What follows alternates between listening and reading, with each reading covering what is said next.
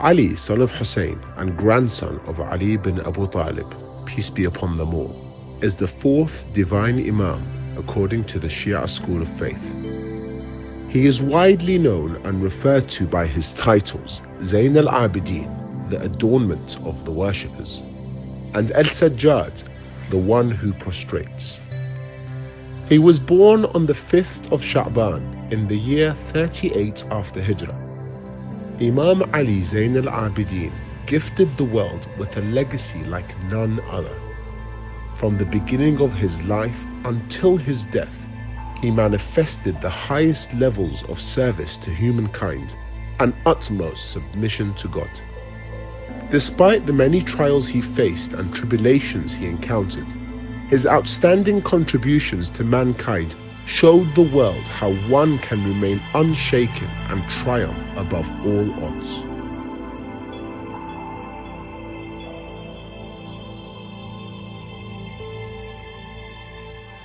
Imam Ali, the son of Hussein, the son of Ali, the son of Abu Talib, peace and blessings be upon them all, is the fourth Imam of the Ahlulbayt and a man who is revered and respected by Muslims for centuries as a noble individual who has outstanding characteristics and excellence in many fields of life. He was born on Thursday, the 5th of the holy month of Sha'ban in the year 38 after Hijrah.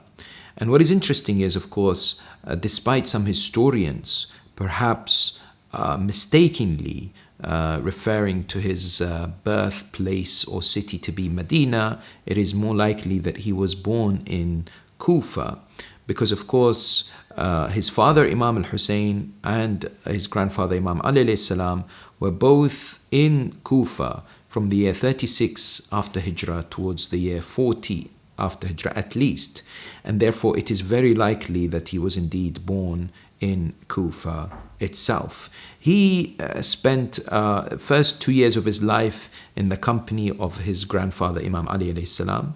12 years of his life was with his uncle Imam al-Hasan, and 23 years was with his father, the master of the martyrs Imam al-Hussein, peace and blessings be upon him and his holy progeny. History says that it was either his father Imam Hussein alayhi salam or Amir al-Mu'mineen himself who recited the adhan and iqamah in the ears of this child. As we know then, when he is born, he is named himself by his grandfather Ali bin Abi Talib.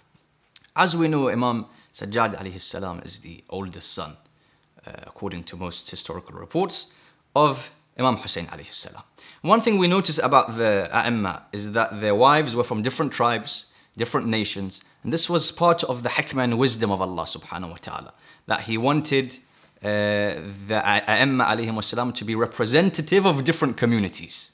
And so when you look, you find some were Coptic, some were from North Africa, some were from the Arabian Peninsula itself. As for Imam Sajjad alayhi salam, he has a statement where he says that I am from the best of the Arabs and the non-Arabs. Of course, the best of the Arabs, Jibreel in a narration says, I looked east and west, all across the world, and I didn't find a tribe better than Quraysh. And within Quraysh, of course, were the Banu Hashim, which I saw to be the best. So the best of the Arabs, the best of the people in that area. As for his other side, his mother, we are told that his grandfather, Amir al-Mu'mineen alayhi salam, during those few years that he was the Khalif, we are told that there was a certain number of captives that were brought to the Islamic world. When they were bought, now there's a difference of opinion. Were they bought during the time of the second Khalif, Umar al-Khattab, in which case they would have been brought straight to Medina. Others say no, they were bought as captives during the time of Amir al-Mu'mineen alayhi salam, or even the third Khalif. So some say during the time of the second Khalif or the third. When they brought to Medina, these captives, we are told amongst them was a woman who was known in the Farsi language as Shahrbanu, or in Arabic Shahrbanawiyyah. And when they get married, they are given glad tidings. Imam Hussein is told by his father that through this woman you will be given a child who will carry the torch of imamah and divine leadership. He also changed her name from Shah-e-Zanan to Sheher Banu. Although she did have other names as well. And that's because, of course, likely that Imam Amir al-Mu'mineen wanted to highlight that there is only one lady who's the chief women of the world, and that is Sayyida Fatima, peace and blessings be upon her, his beloved wife and the Prophet's daughter. Unfortunately, Sheher Banu passed away when she gave birth to Imam Zain Al-Abidin alayhi salam, and therefore he did not necessarily enjoy the presence of his mother during his lifetime, and was indeed born an orphan. Imam Amir al-Mu'mineen praised her and said, وَهِيَ أُمُّ الْأَوْصِيَاء وَالذُّرِّيَّةُ الطَّاهِرَةِ. She is the mother of the vicegerents and the pure progeny, and therefore she was very much respected as an individual by the Imams alayhim as-salam. According to the narrations and historical reports, his mother passes away just after giving birth. And so during his early life, he spends his time with a woman who was part of the family or who was employed to take care of him. Imam Ali Zain Al-Abidin was admired and revered by not only the close companions of the household of the Prophet, peace be upon him, rather his knowledge, wisdom, and lofty position was well known even by those who opposed him. The famous companion of the Prophet, Jabir ibn Abdullah al-Ansari, may Allah be pleased with him, says that مَا رُؤِيَ فِي أَوْلَادِ الْأَنْبِيَاءِ, the sons of the prophets, we have not seen anyone مثل Ali ibn al-Husayn, like Ali ibn al-Husayn. And people like Yazid ibn Muawiyah, who of course was the man mainly responsible for the massacre of Karbala, testifies to the wonderful characteristics of Imam Sajjad. He says, إِنَّهُ مِنْ أَهْلِ بَيْتٍ زُقُّ الْعِلْمَ زَقًّا, that he, Ali, is from a family of the Prophet who are drenched and deeply empowered, so to speak, with knowledge. As for the early life and the first few years of the Holy Imam alayhi salam, history tells us very little of his time with his grandfather, because there was only 2 years that took place. However, those 2 years were very difficult for Amir al-Mu'mineen due to the political conflicts and the other things that had taken place in the Ummah. And so we don't know a lot about how he was with his grandfather, other than about his birth. As we are aware, after the death of and martyrdom of Amir al-Mu'mineen alayhi salam, the family of Ahlulbayt, they moved back to Medina.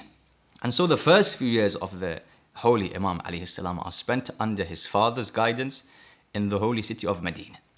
We are told during that time, as all of the Imam alayhi salam would do so, they would follow the Holy Imam, the father, Imam Hussein, or whichever Imam it was. They would take the divine guidance and knowledge. And we have certain anecdotes and incidents that took place. For example, on one occasion, Imam Sajjad alayhi salam is unwell. When he's unwell, his holy father comes and says, "What do you desire? What is your complaint? What is your request from Allah subhanahu wa ta'ala?" At this moment in time, you'll notice that the Imam, the Sajjad alayhi salam, says that I do not want to be of those who complains and is always desiring something from Allah subhanahu wa ta'ala. This is one of the qualities of the awliya of God, of the saints of God. Even in trials and tribulations, they never complain. They would say, Inna lillahi wa inna ilayhi raji'un. They would say other things. They would never complain, Ya Allah, why did this happen? Imam Hussein says, what do you want? You are unwell. What do you say to Allah subhanahu wa ta'ala? He doesn't say, Ya Allah, why did you make me unwell? Ya Allah, give me shifa and healing quickly. He says, I'm happy with whatever Allah subhanahu wa ta'ala desires, and I don't want to be of those people who is constantly complaining to Allah. In which case, Imam Hussein alayhi salam tells As-Sajjad, who is of young age, that you are exactly like Ibrahim al-Khalil. Because Ibrahim alayhi salam had this quality of never complaining to Allah subhanahu wa ta'ala, and you have followed in this quality and in the footsteps of Ibrahim alayhi salam. Why did Imam Ali ibn al-Husayn was referred to as Zain Al-Abidin, as the adornment or the beacon of the worshippers? No one had ever been given that title, and it was kind of exclusive to him. And it was, of course, given to him by the Prophet of Islam, peace and blessings be upon him and his holy progeny, in that tradition. But it actually demonstrated and manifested the deep connection that this blessed individual had with his creator, God, Allah subhanahu wa ta'ala, which was demonstrated through his connection and reverence in prayer, as well as his supplication. The legacy of Imam Zain Al-Abidin is demonstrated when it comes to studying his life and how in every opportunity he would remember God, would go down into prostration, hence being known as Sajjad. And worship for him was not something that is done due to necessity. Worship in the eyes of Zain Al-Abidin was an act performed due to love of God. It is something he actually enjoyed. It's something that he actually looked forward to, and it would bring happiness in his life. And he would be beaming with this spiritual light and reflecting it upon people around him. The Battle of Karbala, which took place in the year 61 after Hijrah, was a major turning point in the history of Islam. Yazid, the son of Muawiyah, who was illegitimately appointed by his father as the Caliph of the Muslims, launched a brutal war against Hussein, the grandson of the Prophet Muhammad, peace be upon him. Imam Hussein was presented with the ultimatum of submitting to Yazid and endorsing him as the rightful leader and guide for the Muslims, or facing death. Imam Hussein, who was on his journey towards the city of Kufa in Iraq, whose residents had called him to their aid, was intercepted by the soldiers of Yazid in a place called Karbala, where he was coerced into battle. Imam Hussein and his 72 companions were martyred by Yazid's army of 30,000, and thereafter Imam Ali Zain Al-Abidin carried the torch of divine leadership, succeeding his father, Imam Hussein. واقعة كربلاء في الحقيقة هي خلفت جرح أعتقد مؤلم جدا في الحقيقة في نظر الأئمة، مو فقط لبشاعة ما جرى للإمام الحسين ولأهل بيته، إنما اللي جرى للدين. هذا في الحقيقة كان تقويض للدين، فهاي كانت مؤلم أكثر من كونه الأئمة عليهم السلام هم في الحقيقة باعوا أنفسهم لله عز وجل، والله قبل البيع، لذلك هم شهداء على هذه الأمة بما قدموا من تضحيات. The transferal of Imamate to Sajjad alayhi salam was one of the most difficult that we have seen throughout the lives of any of the Imam. Because as we know, the Imam and divine leadership transfers to the next Imam when the previous Imam passes away. However, the transferal during this time was the most difficult. Why? Number one, a few days before the Battle of Karbala and Ashura, he falls unwell. This wasn't something that he was always unwell throughout his life, from the time he was in Medina and even afterwards. No, in order for there to be a reason that he doesn't go and fight, otherwise it's wajib and compulsory for him to fight. In order for there to be a reason for him to not be able to fight, and so the Imam is protected after his father, Allah subhanahu wa ta'ala gives him this illness. This illness is for a few days, and we are told it's like a very bad flu or an infection that someone would have today, in such a way that they cannot get out from their bed. So he's bedridden for a few days. Despite this, the riwayat and the books of Maqatil of Karbala say he would get up whenever he had energy, and he would take his sword, he would put on the aba that would be worn for fighting, and he would tell his father, I'm ready to go and protect you and your religion. But Imam Hussein alayhi salam would say, you are unwell, this isn't for you to fight.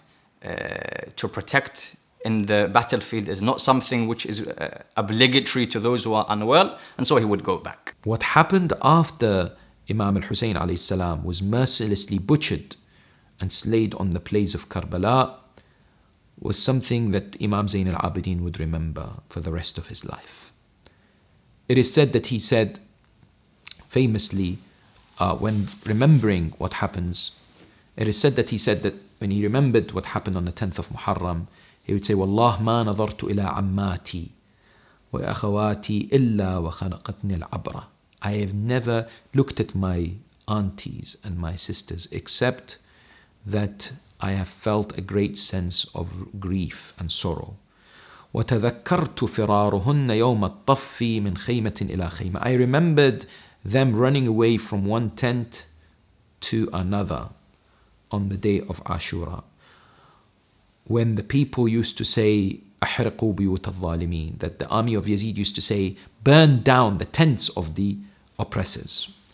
Now, of course, Imam Zain Al-Abidin alayhi salam, despite being ill and not able to necessarily protect his family members, had a tremendous role after Karbala. First, it is mentioned in traditions that he was the one who came back on the 13th of the month of Muharram, 3 days after the massacre, to bury the bodies of the shuhada, but importantly the body of his father Imam Al-Hussein alayhi salam, as well as that of his uncle Abu al-Fadl al-Abbas. When he buried the body, he placed a stone on the grave and said, هذا قبر الحسين بن علي الذي قتل عطشانا غريبا. This is the grave of Hussein ibn Ali, who is killed whilst thirsty and whilst alone, or some narration says it was placed on it mazluma also. The Imam was killed unjustly. He also made sure that there was the awareness that needed to be raised within the circles in Kufa as well as in Damascus about the plight of the Ahlulbayt, but exactly what happened on the 10th of Muharram. So himself and Sayyidah Zainab played a pivotal role for the aftermath of the tragedy. Once the 10th of Muharram passes, Ahlulbayt alayhim as-salam, as we know, the holy household, are made prisoners. Once they are made prisoners, Imam Sajjad alayhi salam now has a vital role to ensure the safety of all of the women and children that were with him. Alongside him, of course, in this journey were the heads of the shuhada and the martyrs as they were traveling. We are told on many occasions, Imam Sajjad alayhi salam says, I saw many things, many atrocities that I have never been able to forget. For example, when he was asked after he returned back into Medina of what were the most difficult things he saw in this journey, Sajjad alayhi salam says the first was that when we got to Kufa, we were made to stand outside of the gate of Kufa for 1 day. With no water, with nothing, the sun is there, the children are there, the women. When I asked, why are you making us stand here? Why are you making us wait? The reply came from Umar bin Sa'd, because we wish to decorate all of Kufa that today Ahlulbayt are entering as prisoners. He says, this was the first thing that I can never forget. He says, the second thing, when we entered, they placed us next to that area where slaves and servants would be bought and sold. And so when we were standing in those areas, people would come up to us and up to my women and children and say, we wish to buy this person as a slave or a servant. Or we wish to buy this individual. And we would reply, we are not slaves, we are not servants. We are the sons of Zahra and Amir al-Mu'mineen alayhim as-salam.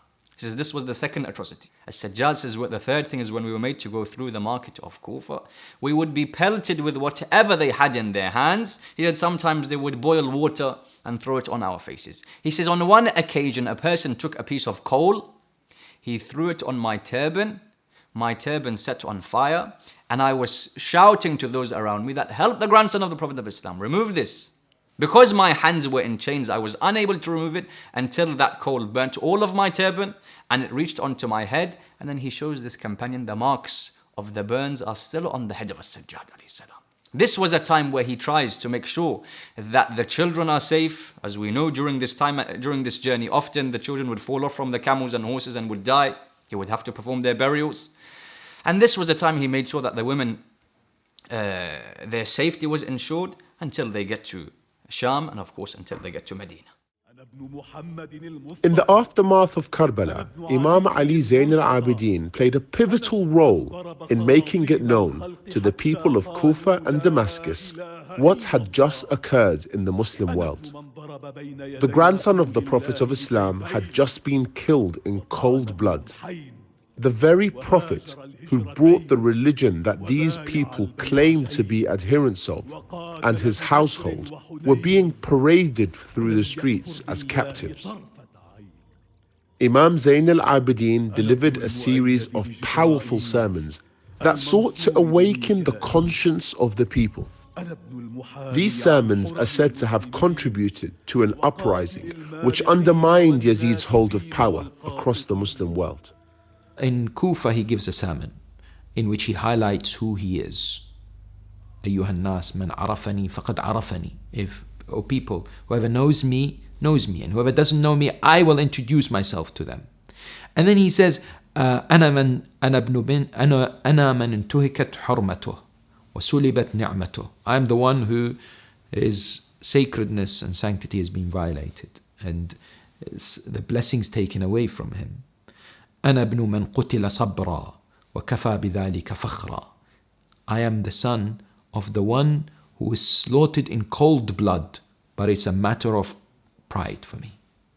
It's a matter of honor that my father was slaughtered in this particular way.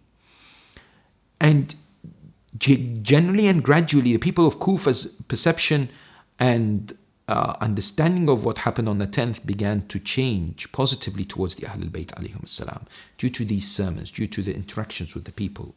As for the second sermon, where reports from Sahib al-Asri wa Zaman, Ajillahu ta'ala Faraj al-Sharif, come stressing on people to read this sermon of Imam Sajjad alayhi salam. Here we are told when he enters into the palace of Yazid, Yazid decides to tell one of the orators, one of the khutaba from his palace, from his government, to go onto the pulpit and the minbar and to speak about the virtues of his father Muawiyah and Yazid and their family. As this person is speaking, the people were gathered because the people were told captives have come. As this person was speaking, the people were gathered. Imam Sajjad alayhi salam suddenly is filled with this might from Allah subhanahu wa ta'ala, this jalal. And he says that, do you give me permission hatta as'ada hadhihi al-a'wad?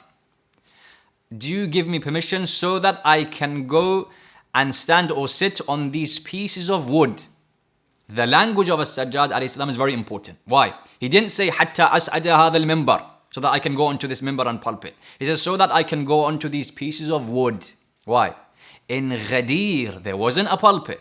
There were saddles from the horses, but that was called a minbar, a pulpit. And here they may have had the best of carvings and the best of wood and the best of pulpits, but he didn't call it a minbar. Why? Because he was saying from that place where Ahlul Bayt's wilayah is protected and they are supported, that is called a minbar. But when the enemies of Ahlul Bayt alayhim salam are spoken about and preferred and supported, that is just like pieces of wood. He says, do you give me permission? He says, no. The people around Imam Sajjad, they said, we saw this man filled with beauty and might, and we wanted to hear what he was going to say. So we told Yazid ibn Muawiyah, allow him to speak. Yazid says, إِنَّهُ مِنْ أَحْلِ الْبَيْتِ قَدْ زُقُّ الْإِلْمِ زَقًّا. He is from Ahlul Bayt. They were spoon-fed. Every single moment of their life, they were given knowledge. He says, I can't let him go onto the minbar because I know he will speak against my family. Eventually, the Imam is allowed to go and embark onto these pieces of wood, in which case the historical reports mentions ثم خطب خطبة أبكى منها العيون وأوجل منها القلوب. Then he gives a khutbah which causes the eyes of the people to be filled with tears and the hearts to be filled with awe and fear of this individual. الحمد لله الأول الذي لا بداية له والدائم الذي لا نفاذ له قدر الليالي والأيام وقسم فيما بينهما الأقسام فتبارك الله الملك العلام.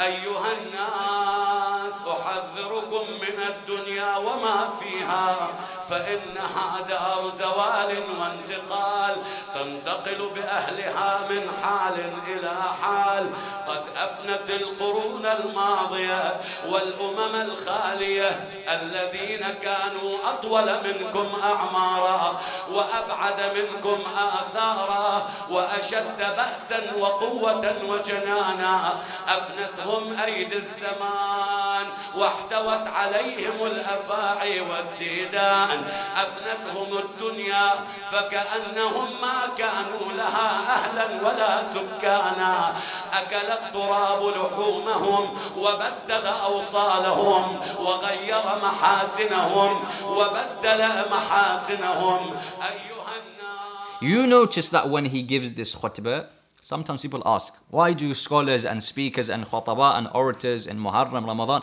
why do they speak of the virtues of Ahlulbayt alayhimus salam? The answer is our Aimma, when they would get a chance to give knowledge to the people, they would speak about the virtues of Ahlulbayt. Sometimes people say, no, you should speak about lessons that we can learn from akhlaq. All of these are important. However, people have not understood, there is no virtue of Ahlul Bayt except that next to it there is a moral issue or an akhlaqi point or something that I can implement into my life. Therefore, when they speak about virtues of Amir al-Mu'mineen and their Imma, because next to it there's something to do with ilm or generosity or knowledge. When he gets a chance to give this sermon, what does he say? He says, we were given 6 things and we were preferred in 7 ways. And then he goes to mention, we were given knowledge and generosity and forbearance, and we were preferred from all other communities and all other groups because from us was the Prophet of Islam. Then he says from us was As-Siddiq, being the title of Amir al-Mu'mineen alayhi salam. He says from us was At-Tayyar, from us were all of these, As-Sabtayn, Imam Hasan and Imam Hussein. Then he says, and from us is Mahdiyu hadhihi al-Ummah. The Mahdi is from our family. Then he goes to speak about himself. Here there are very beautiful lines. He says, for example, I am the son of Mecca and Mina. I am the son of Safa and Marwa. I am the son of Zamzam. Why does he say these things? Some said when he said, I am the son of Mecca and Mina, I am the son of Zamzam, Safa and Marwa, because these things were those areas or places accepted by all Muslimin. So he was saying that in the way that you accept all of these, I am the son, meaning I am part of these things which you already accept. You accept Mecca and Mina to be noble and honorable. I am part of these things. Others said when he said I am the son of Mecca and Mina and Zamzam and Safa, he meant to say that all of these are sha'a'ir of Allah. Quran says, إن السفا والمروة من شعائر الله فمن حج البيت أو ائتمر فلا جناح عليه أن يطوف بهما. The Safa and Marwa, the 2 mountains, are the signs of God. He was saying in the way that all of these are signs of God and take you closer to Allah, I am the son of these things. In other words, what? I do the same thing. I am one of the greatest signs of Allah subhanahu wa ta'ala. In the way that it is wajib for you to do the tawaf and go to Makkah al-Mukarramah at least once, and it's wajib for you to do the sa'i, it's wajib for you to respect me as one of these signs of God. When Yazid wanted to end this sermon, which is a sermon that must be studied and looked at with so much detail, by announcing or requiring somebody to recite the adhan, the call to prayer, Imam even used that to highlight the injustice that happened. When the reciter said, Ashhadu anna Muhammadan Rasulullah, Imam Zain Al-Abidin looked at Yazid and said, this Muhammad, is he my grandfather or yours? If you say he is yours, then you're a liar. If you admit he is my grandfather, then why did you slaughter his own grandchildren? And so these words were indeed very, very powerful. Also, we understand there are certain hidden messages found within. When you say, I am the son of a certain thing, this means you are saying whatever qualities were found in that thing are found within me. In Arabic, this is used. When I'm the son of X, Y, Z, whatever is found in there is found in me.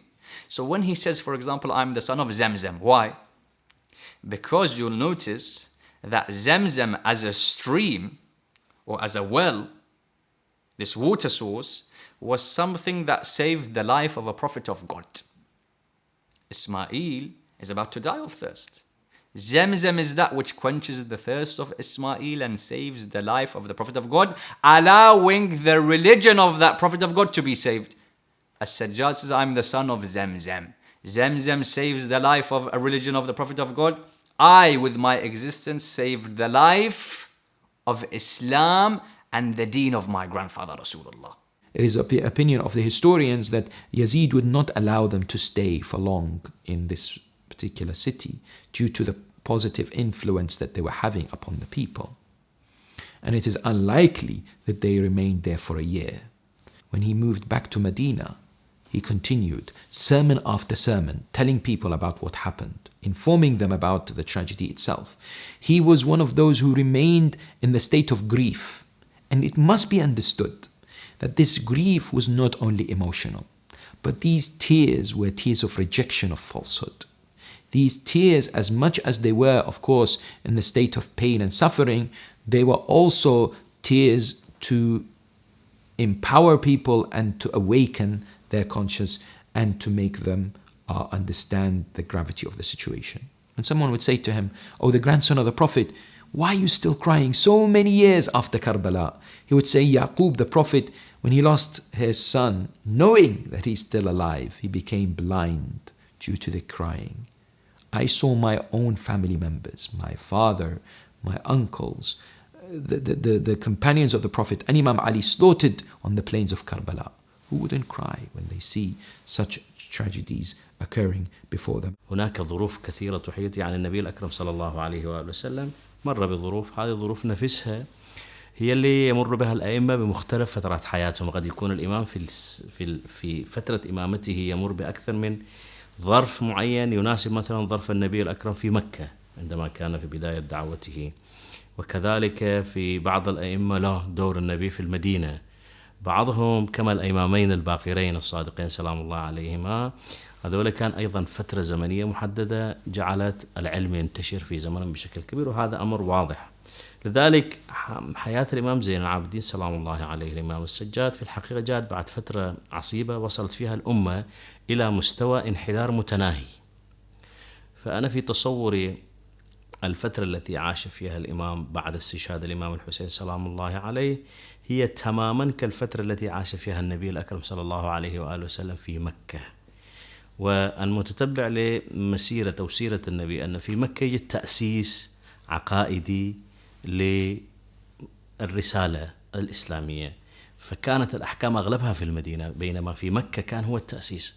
أعتقد أن بقتل الأمة للإمام الحسين بهذه الطريقة البشعة كانما الأمة رجعت إلى نقطة الصفر، فحياة الإمام زين العابدين سلام الله عليه تلونت، أو الظاهر كان الواضح فيها إعادة الأمة إلى النقطة الأولى. لذلك واحدة من الأشياء اللطيفة اللي أيضا ننتبه إليها أسماء الأئمة وألقابهم في الحقيقة تعكس دورهم، يعني الإمام الصادق، الإمام الباقر، بهذه الأسماء الإمام زين العابدين غلب عليه مسألة العبادة والخشوع، وهذا في الحقيقة هو أصل الدين. لذلك أعتقد فترة الإمام هي فترة إعادة الأمة إلى النقطة الأولى وهي معرفة الله عز وجل، فكانت صبغته العبادة. كان أبرز ما وصلنا من آثار أدعيته والصحيفة السجادية ورسالة الحقوق، هذه أبرز ما كان في فترة الإمام سلام الله عليه، وكلها في الحقيقة تؤسس لمفهوم الدين من جديد في ضمير الأمة، لأن ما وصلت إليه الأمة في الحقيقة ما يحتاج، يعني مسألة ترقيعية ما تنفع، مسألة ثورات سياسية أو تغيير سياسي سطحي ما كان يفيد. لذلك تجد الإمام سلام الله عليه ناحية التربية الخاصة. Following the massacre at Karbala, Yazid was challenged by the elite fractions of Medina who disapproved of his succession as the Caliph of the Muslims, resented his impious lifestyle and unjust policies, and declared a rebellion against him. The incident was known as the Battle of Haram and is recorded in historical sources as one of the major crimes committed by the Umayyads. In the year 63 after Hijrah, there was the famous incident known as Ma'rakatul Harra, or the Battle of Harra, in which Yazid ibn Muawiyah commanded his army to violate the sanctity of the city of the Prophet, and thousands of people were killed, innocent women were raped, and so on and so forth. There was a man by the name of Marwan ibn al-Hakam, who was the enemy of the Prophet and the Ahlulbayt. And he had his family members, and he didn't know what to do with his family members, and he wanted to run away from Medina, knowing that the army of Yazid is coming from Damascus, and there will be bloodshed. There's going to be people killed in Medina. And he was confused. So he said, where shall I leave my family? Who's going to look after them? They suggested to him, according to Imam Al-Tabari in his Tarikh, they suggested that he should go and leave them in the house of Abdullah ibn Umar ibn al-Khattab. When he knocked on the door, Abdullah said, no, I have nothing to do with your family. And he shut the door on his face. He said, where else should I go? They said, go to the house of generosity, house of Zain Al-Abidin. Remembering that Marwan ibn al-Hakam was a staunch enemy of Ahlulbayt. Remembering that Marwan ibn al-Hakam had said to Walid ibn Uqba in Medina to kill Imam al-Hussein in the presence of Imam al-Hussein when he would not give bay'ah to Yazid. but he knocked on that door. And that door of kindness did not disappoint. Because Imam Zain Al-Abidin said, bring your family. And after the tragedy had happened and people were killed and Yazid's army left, Marwan returned back to Medina. He went back to the house of Imam Sajjad and sought his family. And when he took his family from that house, he asked them, how did he treat you? How did the grandson of the Prophet treat you? And they responded that we have never been honored and respected and treated so well like we were by Zain Al-Abidin. And so Imam alayhi salam highlighted and demonstrated in so many of these instances sublime moral characteristics for others to learn from. The other challenge that was facing the Muslim community at that time was the infusion of ideologies, concepts and beliefs from outside the Muslim world to within the different communities in different cities. So you have people coming and preaching all kinds of ideas which have no basis in Islam. And somehow some began to adopt them and accept them as Islamic teachings. For example, Imam Zain Al-Abidin one day came to Masjid al-Nabawi and he heard someone speaking to people and trying to make them accept that God the Almighty has human-like features. What is known today as tashbih or tatsim, anthropomorphism. So Imam alayhi salam then immediately raised his hands in dua, and he has a supplication which is found also in Sahif al-Sajjadiyya, which completely and categorically and vehemently exonerates God the Almighty from any God, any human-like features or attributes, and describes Allah subhanahu wa ta'ala the way He should be described. So it's about, standing up to misconceptions and falsehood that were generally being spread. And remember, the objective of Bani Umayyah was exactly this. Muawiyah himself would say when he hears the adhan, I'm going to bury this declaration under the ground. It was intended to take Islam to another degree of distortion, whereby people would not follow the teachings of the Prophet, but rather their own made up set of instructions which had no basis whatsoever. Imam Ali Zain Al-Abidin utilized the art of supplication to spread the true teachings of the religion amongst society during the era of his divine leadership. He produced some renowned works that sought to teach humankind how to converse intimately with God and build a deep spiritual connection with Him. The most famous collection of his supplications is known as Al-Sahif al-Sajjadiyya, translated in English as the Book of Al-Sajjad. People were in dire need of spiritual upliftment. And every imam comes, assesses the situation of the community and the society. And just like how a physician looks at an individual who is suffering with an illness and may not always prescribe the same medication because they believe that this individual had the unique symptoms. Not every medicine would work for every individual. And therefore they would believe that this particular person, because of perhaps the other medication that they're taking, needs this remedy. Imam alayhi salam studied the society at that time, plagued with intoxication of this world, recognized that one of the things that's needed is spirituality and upliftment as far as speaking to Allah subhanahu wa ta'ala and bringing back people towards the Siratul Mustaqim. لعلك عن بابك طردتني وعن خدمتك نحيتني أو لعلك رأيتني مستخفا بحقك فأقصيتني. Imam Zain Al-Abidin alayhi salam mastered the art of communication with God, and that's why, for example, we have this wonderful supplication known as Dua Abu Hamza al-Thamali, which is often only recited in the month of Ramadan, but it is so valuable, such rich, deep, profound words of inspiration. Anybody who recites Dua Abu Hamza and actually reflects on the words of Dua Abu Hamza realizes how Imam Zain Al-Abidin takes the individual on a journey of discovery, on a journey of enlightenment, on a journey of finding our purpose in life, on a journey of positivity, but also on awareness of the reality of death and to reflect upon how we are going to spend our time in this world. What is our position when it comes to our connection and relationship with Allah subhanahu wa ta'ala. Abu Hamza al-Thamali was a close companion of Imam Zain Al-Abidin. According to historical sources, Abu Hamza was amongst the most reliable narrators of tradition and was described by the 8th Shi'i Imam, Imam Ali al-Rida, as the Salman al-Muhammadi of his time.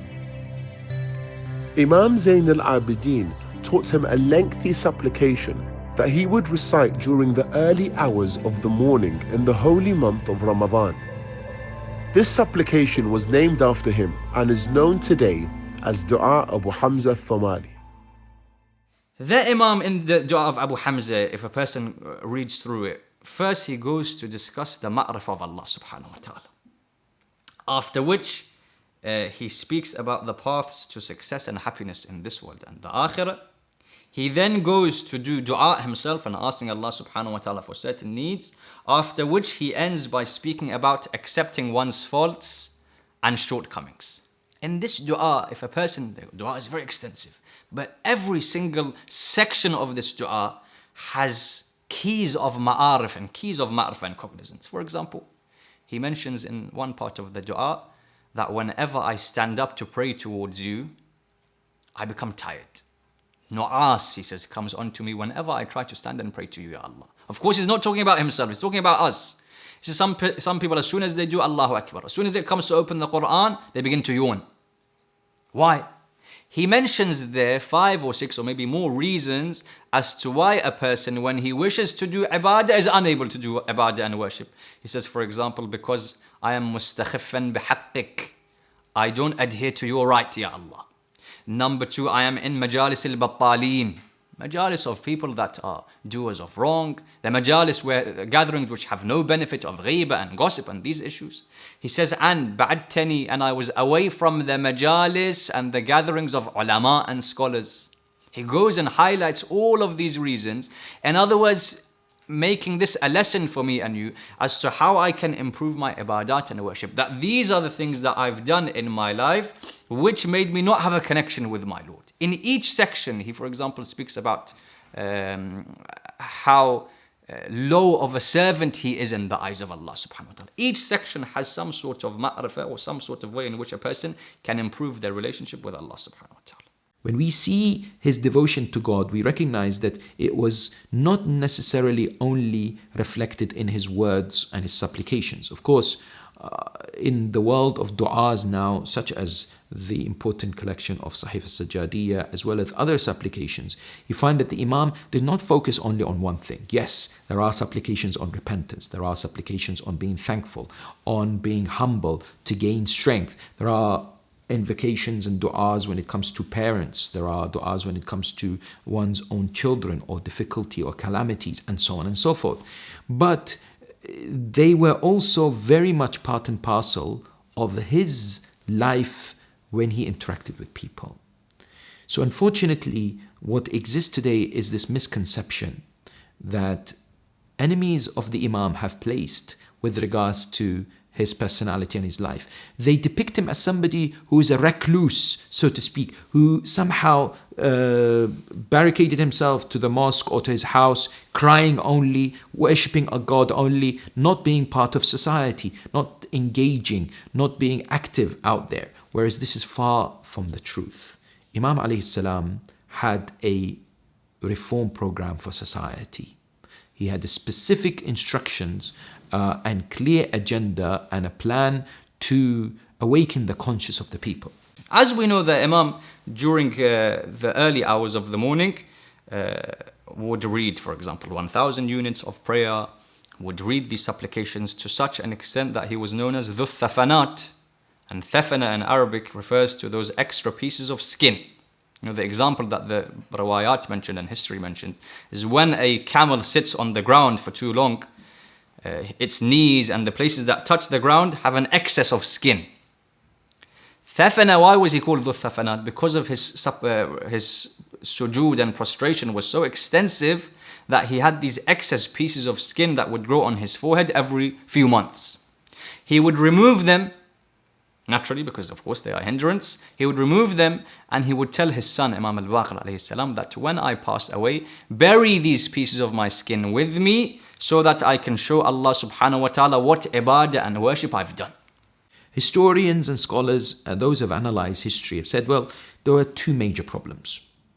The first was the increase in the love of materialism and the distancing away from God, from Islamic values, from commitment to instigate change and positive transformation.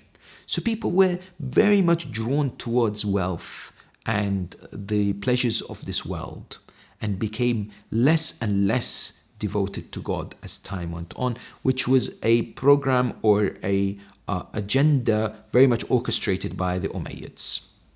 And that's why they were able to influence tribes and leaders and others. There was a slow, gradual inclination towards falsehood. There was a decline of morality and adherence to values that were taught by the Prophet of Islam and his holy family and the righteous of his companions. And that is where, for example, you find Imam Ali salam really stood up and made a difference. Imam Zain Al-Abidin lived at a time that was witnessing great spiritual decline, where immorality was widespread throughout society. But through his book of supplications, as well as the reputed treatise on rights known as Risalat al-Huquq, he rekindled the torch of spirituality and devotion to God in the hearts of many, even hundreds of generations later.